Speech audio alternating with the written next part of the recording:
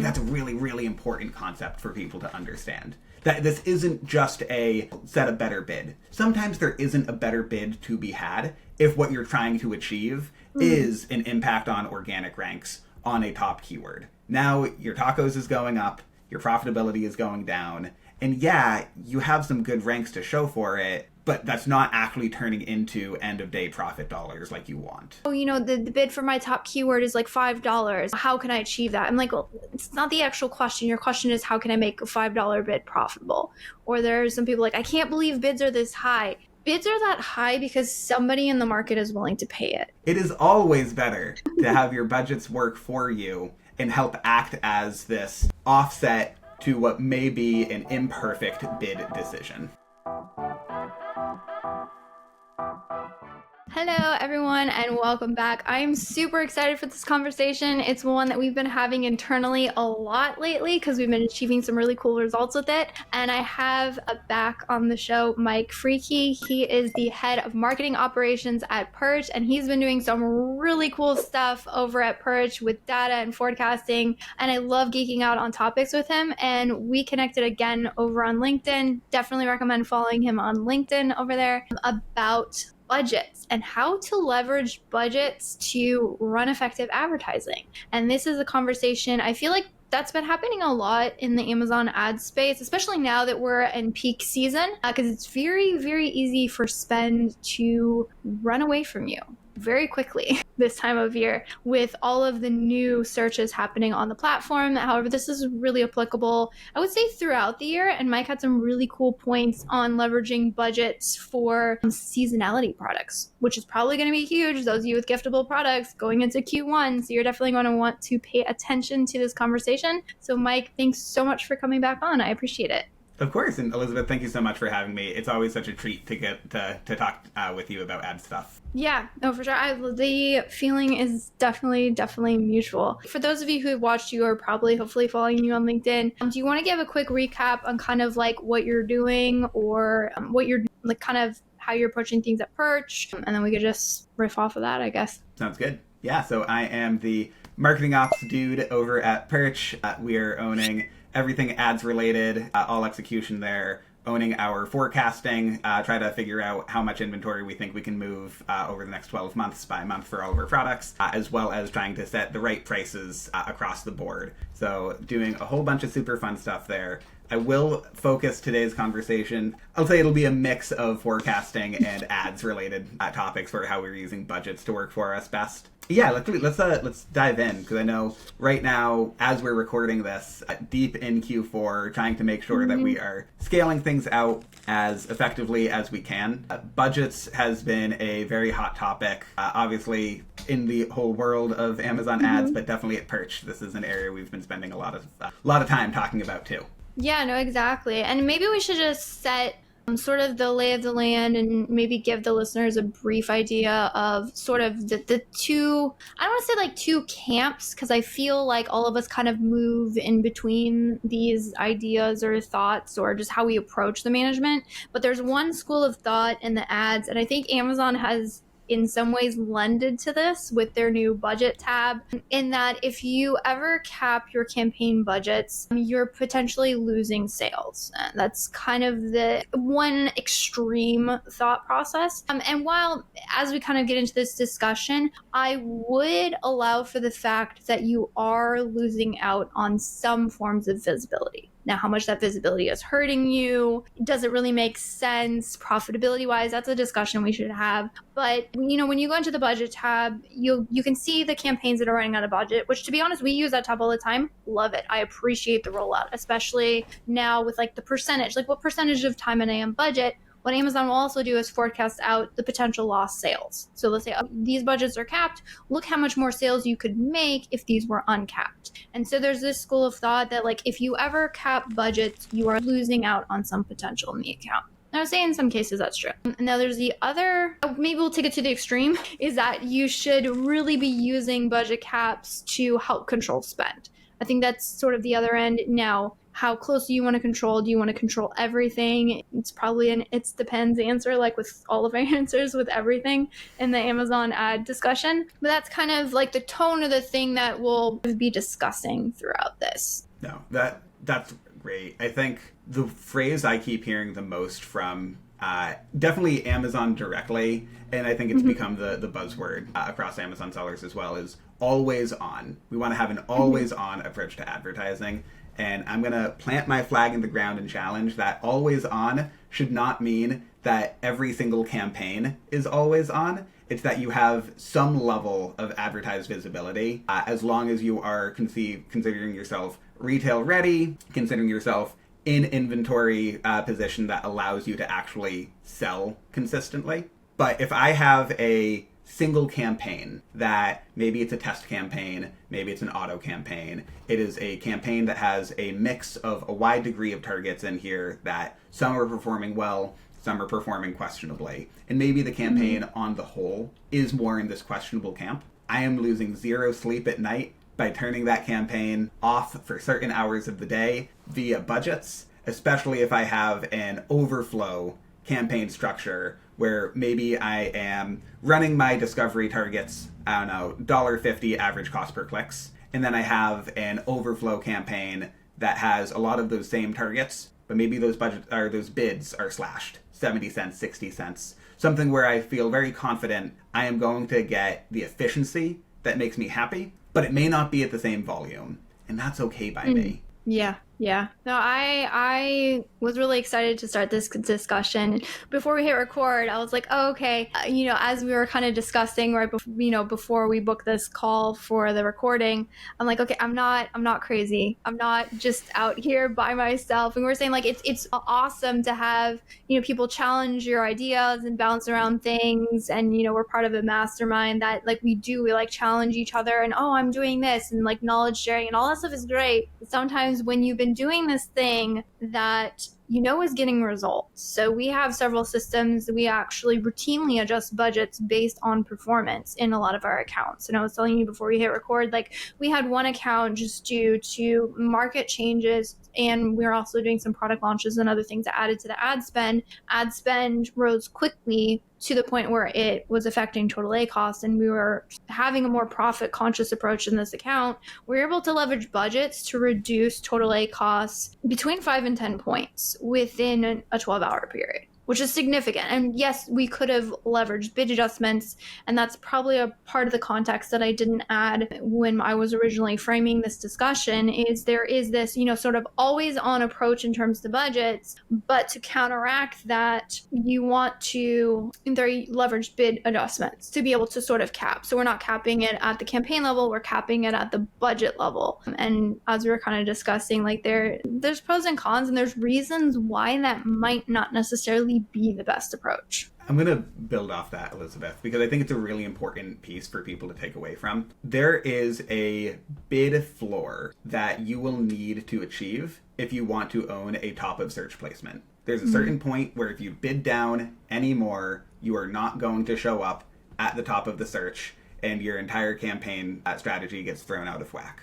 And so acknowledging that there is, in fact, a lower bound to what your bid can effectively be to maintain that top level of visibility. If that level of gives you an efficiency that maybe is driving a negative profit outcome, but you're willing to accept that to a point because this is positively impacting your organic ranks, then that means there is a point in time in which you are willing to spend up to a certain dollar amount and you cannot actively lower your bids. I think that's a really, really important concept for people to understand. That this isn't just a set a better bid. Sometimes there isn't a better bid to be had if what you're trying to achieve is an impact on organic ranks on a top keyword. And what we should also consider is, well, let's say, isn't just more sales the right thing? Because the more you are selling this product on that keyword, maybe instead of just saying, oh, I'm going after organic rank 1, no, I want to build a moat. I want to make sure that nobody else can compete with me for that top organic rank space.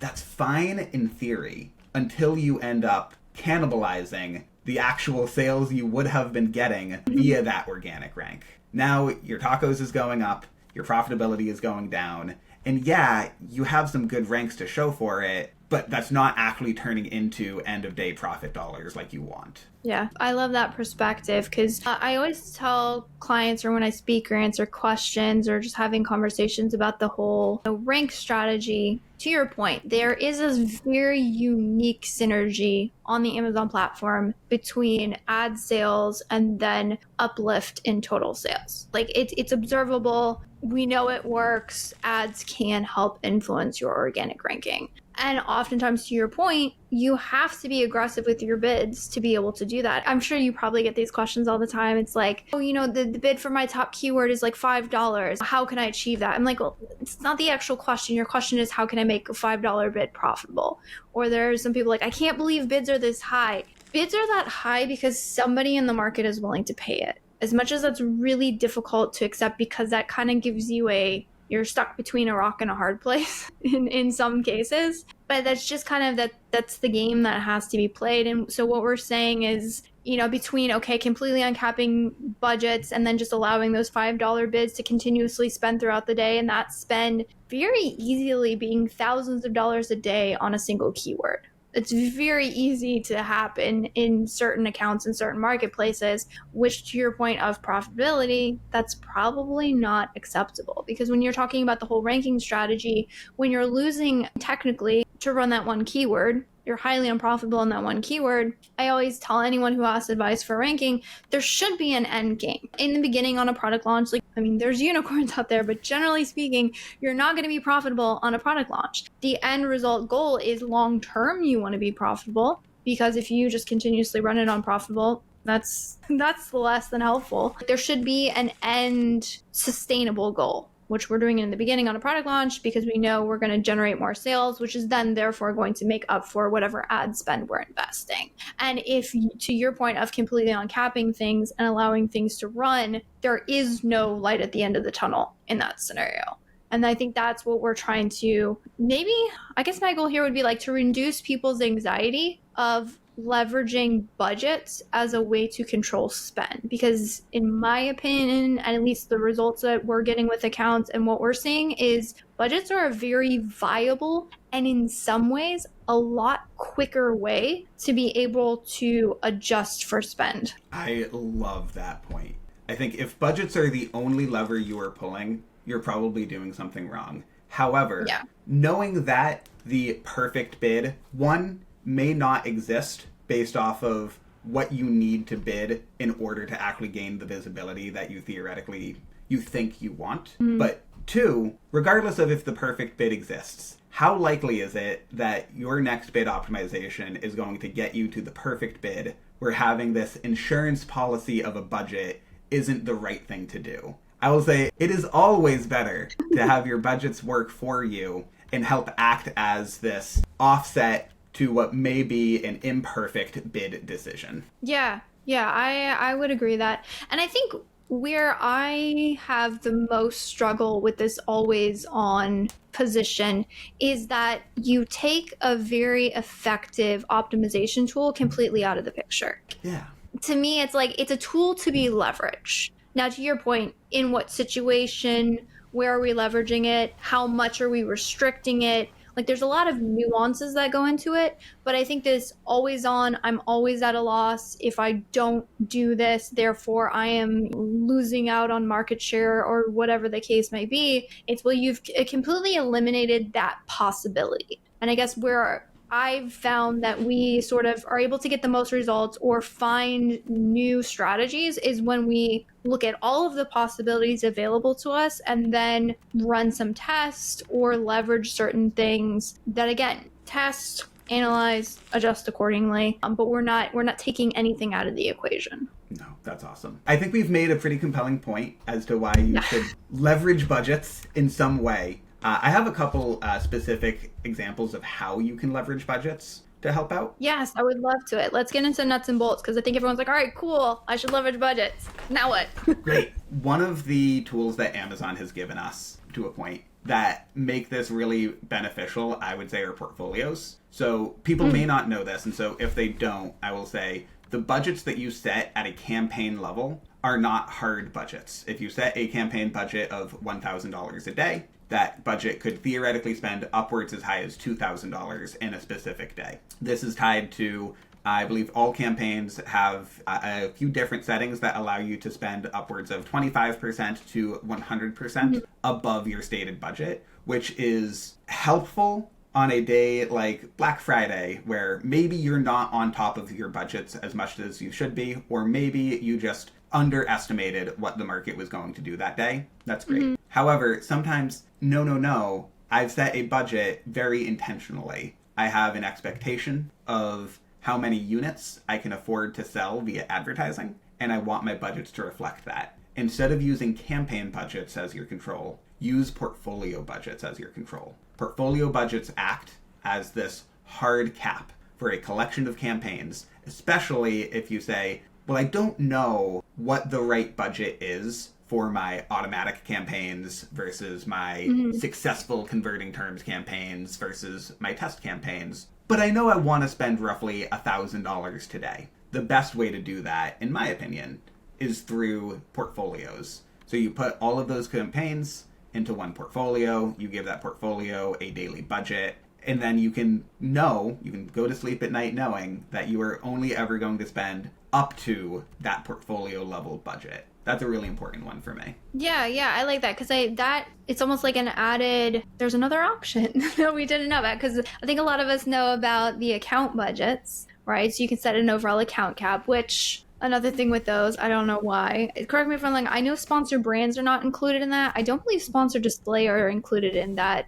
as well. I think you're right. I think it's sponsored product only. 85% sure that either way, I definitely know it's not sponsored brands, because I've gotten that question before, like, hey, I set a couple $1,000s a day on my budget, and yet I'm going over. Which, to your point, the way that budgets work in general, be it at account level or otherwise, is Amazon will essentially say, so if it's $1,000, right, they're going to average out that daily $1,000 across the month. So you might be a little over. To your point, you can go double now. Amazon, that was an account level. So if you go into your account level settings now, before it was they could spend up to 25% above whatever your daily budget was. Now this is pulling from deficits in other days. So for example, if one day you spent $500, you technically have an extra $500 within that daily $1,000 limit. So Amazon will say, oh, there's an extra $500 in the, again, overall monthly. So they would take, if it's a daily budget, they're taking $1,000 and they're multiplying across, okay, there's 30 days. So we now have $30,000 to spend across, but if I have it across the entire month, so okay, at the end of the month, you will hit that daily budget, but daily overall your averages, that's why you're a little bit over, you're a little bit under. That means they don't have to completely halt everything the absolute second that ticks somewhere, but again, your averages will always work out to be that. So to your point, that can be helpful, meaning if you said, okay, this is my monthly budget allotment, if we're running out my averages, the default used to be they could spend up to, say, 25% of whatever. So, 25% of $1,000 a day, that's how much extra they can increase. Well, if they could find 100% increase, meaning an extra $1,000 somewhere within that month where, again, there's a deficit and you haven't spent, now that they can spend that. And you may want that, you may not want that. They rolled out that update and then so graciously automatically applied it to everyone's account. So if you're seeing some increases on specific days and you're like, well, what the heck is going on? You might want to go check the settings. You can revert it and put it back to that just kind of general 25% as to how it always has worked. And I forget my point with that, but hopefully that was informative to know kind of like why or how those averages work. But again, there's the account averages, to your point, the campaign averages, but there's this sort of third in between option where you can say, hey, there's this subsection of campaigns. I don't really know on a campaign level what I should be giving more love or not. And I'm kind of still working out where I need to tweak this. But at the very least, I can say, okay, for this subsection, I want to allot 20% of my total budgets, and then I can just put that as my portfolio cap, is what you're saying. Exactly. My favorite application of this is if I want to specifically control how much spend I'm driving to a specific product or PDP, especially if I know I am any ultra seasonal seller is probably dealing with this sort of problem where you in fact do want to sell out,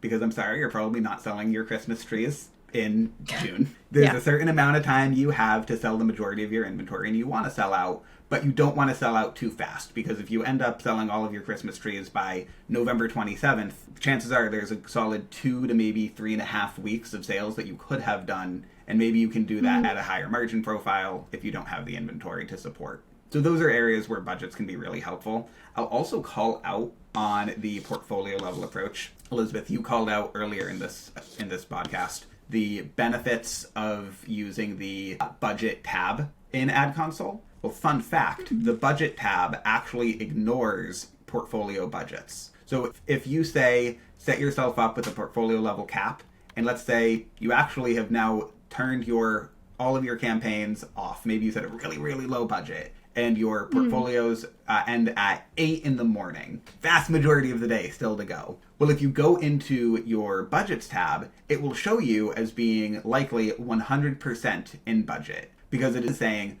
well, your campaign budgets themselves are not capped. It is some other factor stopping you, and because your campaign budgets don't have any limiting factor, the budget tab is not smart enough to acknowledge the portfolio view. So if you do use that, be aware that you won't be able to use the budget tab as you have been in the past.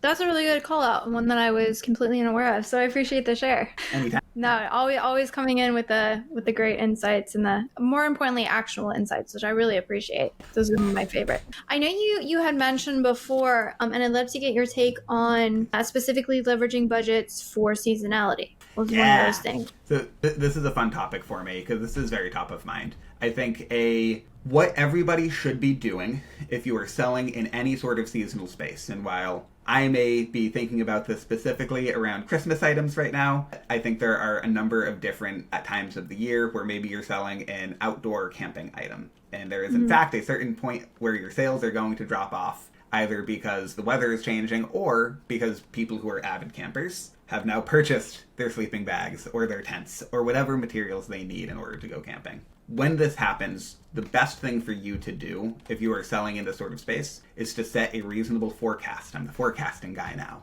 If you can understand, one, how much inventory you have, how long of a window you have to actually sell that inventory, and utilize sources like one of my favorites, brand analytics, just to identify what our actual search volume is like, what that search volume has been like over the last 2 years, and create some sort of a trend line that you can now move forward and say, oh, I'm expecting search volume on Amazon to follow at least certain shape, but ideally the more confident you are in those volume numbers, the better. You can then start to set up expectations around, well, if I have 5 weeks to sell these items, I have X number of units. I know that I want to be selling Y number of units per day. And again, give yourself some sort of a buffer. On most ultra seasonal items, you actually want to stock out. It's such a taboo in the Amazon space, but no, this does happen sometimes. You want to stock out. That at that point, you are just trying to target a certain number of units sold per day. And if you understand what your CPA is, your cost to acquire a customer, then you can set up a very smart budget tied to however many units you need to sell and however much it actively costs you to acquire that customer in the first place. And from there, it becomes an exercise in optimization. And if you've overshot one side of that equation, maybe you say, hey, I know my audience. It cost me $6 to acquire a new customer for an order. But oh no, I was not expecting this. My conversion rates are actually a lot better this year. Awesome. Or cost per clicks are actually down. This means that I can start to lower my budgets, or vice versa. If you say, well, I was kind of hoping we'd see a better cost per click profile, but actually cost per clicks are up 20%. Who would have guessed it? Now this is an area where you might want to go back to the drawing board from how am I planning for next year's inventory level if this becomes non-viable for you? But to plan for the inventory you have right now, you can use that information to determine, well, just exactly how much do I need to be raising our budgets in order to then maintain this number of unit sales per day I'm trying to achieve. Got it. No, that sounds awesome. So you're essentially looking at budgets as sort of like a macro way to control what you're doing in the ads. And then because you sort of have that macro that, again, is going to cap or limit what you're doing. So then you can then go down to the ads and say, oh, I'm optimizing. These are my keywords. This is what I'm doing. Maybe I'm getting more aggressive on specific keywords, but I can be very confident that my spend allocations, regardless what I'm doing as an optimization level, because I think that's what happens a lot in seasonal products. And I really appreciate you like sharing these really detailed, sort of analysis and walkthroughs with us, because a lot of times with seasonal products, you go, okay, there's a ramp up period. I need to go super aggressive. I need to push because time is of the essence. And honestly, in some categories and products, just a 24-hour difference is huge because I got 20 days to get this thing up and moving. So sometimes we can overshoot that because, again, there's just craziness of if you overshoot it, then you lose out on profitability. If you undershoot it, then you're stuck with stock, and then that's the whole nother ball game in itself. So you're trying to hit that level right on the nose. And so you're saying by leveraging budgets, you at the very least you can be not free to play and test, but in a lot of ways you can do it with more confidence because you've at least done some sort of mathematics that make you more confident and, sort of what those ceiling levels are, I guess. Exactly. I think, again, if part of the goal of this conversation is to lessen the anxiety about when you see a budget that is limited, know that anytime, to a point, right, you see your budget's limited at 9 a.m., okay, chances are there's more you can do around bidding that gives you that confidence to raise your budgets. But if you see your budgets are limited at, 7 o'clock at night, 8 o'clock at night, understand that what that is really doing is saving you from the world in which you were testing something, you drastically underestimated it,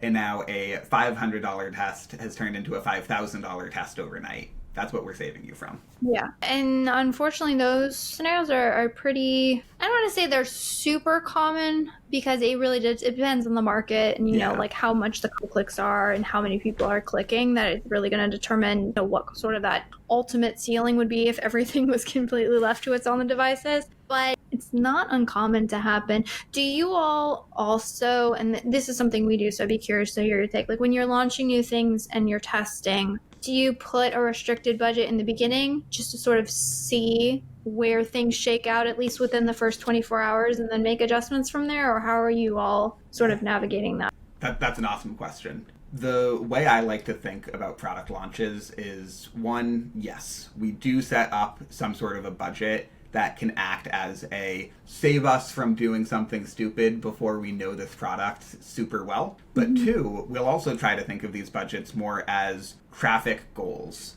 We know that a successful launch has a lot of traffic going onto our brand new page. And if we're not spending to budget, chances are we're also doing something wrong. So we actually like to use it both ways. It's not just this is a budget to stop us from going too far, but this is also a goal that we're trying to strive to hit. Got it. Yeah. And then so to your point, you have your budget is sort of your, I would say like equalizer or cap or goal. And then you can then be, I guess the way I feel about it as sort of an agency owner or even being in account management myself in some aspects, gives you a little bit more freedom in what you're doing within the campaigns, within the tests. Because I think sometimes, going back to sort of our original point and making sure that all bids are at some sort of equilibrium where they should be, that's then helping us achieve the ACOS goal. We can say like, I think there's more potential here. Let me get a little bit more aggressive with this test. Or I don't see the potential here as much. Or to your point of we're not reaching goals. Well, that's a very good signifier that maybe we need to add more campaigns into the mix. But with the new campaigns, in some level always comes an anxiety of like increased ad spend.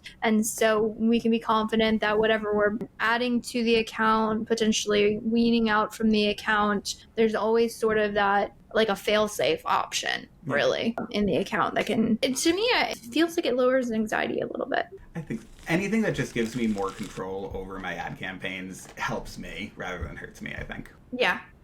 I know we've done that in a couple of our accounts where certain peak seasons or other things, like to your point, things can just like get out of control really fast. So even if we're setting account caps that are even a bit above where we naturally spend, or we know like, oh, for this peak season, we're okay with adding this amount of ad spend, we will do that often because again, it's to your point, it's just like, it's a fail safe. It's a anxiety reducer. We know if something happens and all of a sudden the main keyword traffic doubles overnight or something crazy, we can be confident that we're not like doing a disservice to the account in terms of ad spend because of some unanticipated change in the market. Cool. Well, I have loved this. Do we have any of your points? I know you said you took notes. This is awesome. I feel like I'm failing on that point, but is there anything you had wanted to touch on that we didn't get a chance to? I think the last thing I'll call out is while you're trying to plan budgets that make sense for you, it will be really helpful to lean into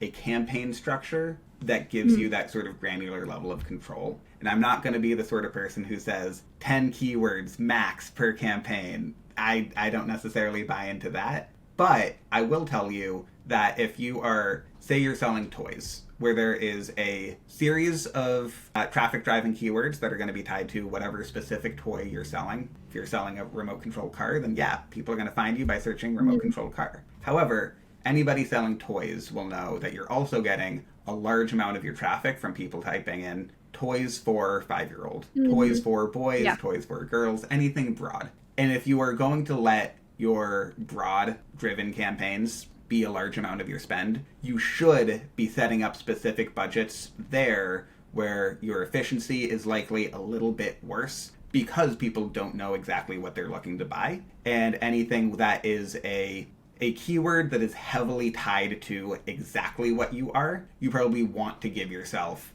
a little bit more budget breathing room there to account for the something went viral on TikTok and now people are in fact searching for maybe it's my brand, maybe it's just this product space, but I want to give that more breathing room than maybe a hyper broad level of targeting. And so that's the last area of bid control that I want to be flagging to people. Yeah, no, I love that. It seems like in a lot of ways, what we're advocating doing for budgets is almost in some ways mirroring the typical adjustments that you would do for bids. Yeah. So for example, like this is really important to my brand. It's a major keyword. I'm giving it more leeway. And that leeway could also be in terms of budgets versus maybe it's my auto campaign. Right? That's not something I want to have the majority of my ad spend going to auto campaigns, so therefore budget allocations are sort of mirroring that sort of conventional wisdom and I would say, good account management practices. I think these go hand in hand really well. Yeah. Yeah. Well, awesome. This has been a great conversation. And again, it's one I love connecting with other people who are like knee deep in the space, especially like you have some really awesome stuff going on with forecasting and all of the stuff you're doing over at Perch. Every time you tell me, I'm like, that sounds amazing. So I appreciate you taking time out of your day, especially during this kind of crazy season that we're having, to come on and have this discussion. And I'm really excited, to kind of hopefully to sort of alleviate the stress and give people more options or more tools in their tool belt. Likewise. Well, thank you so much for having me, Elizabeth. This has been a blast. Yeah, absolutely. And I will put a link. Definitely go make sure you follow Mike on LinkedIn because he's putting out some awesome stuff. Thank you so much. We'll see you the next time.